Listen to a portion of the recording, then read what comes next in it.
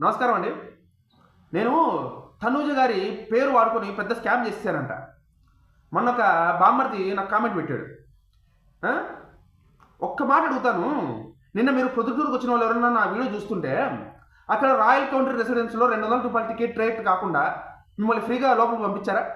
ఫ్రీగా తనూజ గారిని చూడనిచ్చారా? వచ్చిన వాళ్ళు ఎవరైనా కింద కామెంట్ చేసి చెప్పండి. ఆ? నేనేదో పక్కన నా క్యూఆర్ కోడ్ ఇచ్చో లేకపోతే నా నెంబర్ పెట్టో ఈ నెంబర్ కొట్టండి మీకు టికెట్ నేను పంపిస్తానని చెప్తే స్కామ్ అవుద్ది. కానీ ఇది ఇలా ఉంది అని చెప్పడం స్కామ్ ఎలా అవుద్ది? ఆ టికెట్ రేట్స్ అక్కడ ₹200 పెట్టారు అని చెప్పడం స్కామ్ ఎలా అవుద్ది? నాకు ఒకటి ఆ కామెంట్ చేసిన అతను నా వీడియో చూస్తుంటే ఒకటి అడుగుతున్నా. ఏరా రాయల్ కౌంటరీ రెసిడెన్స్ అంటే నీ అత్తోరిల్లు అనుకున్నావా? నీ అత్తోరిల్లా మీ మామవారిల్లా? చాలా ప్రెస్టీజియస్ రెసిడెన్సీ అది. పెద్ద పెద్ద సెలబ్రిటీలు వస్తారు అక్కడికి. ఊరికే ఊరికే లోపలికి వెళ్తారంటే కన్నీ తరిమేస్తారు బయటికి.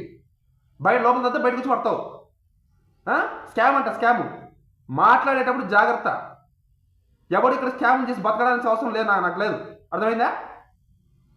నాకు స్కామ్ చేసి బతికేంత దిక్కుమాల పరిస్థితిలో నేను ఇంకా లేను. చెప్తున్నాను. ఇంకొకసారి అంటే కామెంట్ పెట్టేటప్పుడు జాగ్రత్త. ఇంకొకసారి స్కామ్లు చేసావు మోసం చేసావు అని చెప్తే మాత్రం పగిలిపోద్ది నీకు. ఆ కామెంట్ పెట్టిన చెప్తున్నా. మీరేమనుకుంటారు దీని మీద కింద కామెంట్ చేసి చెప్పండి. ఓకే.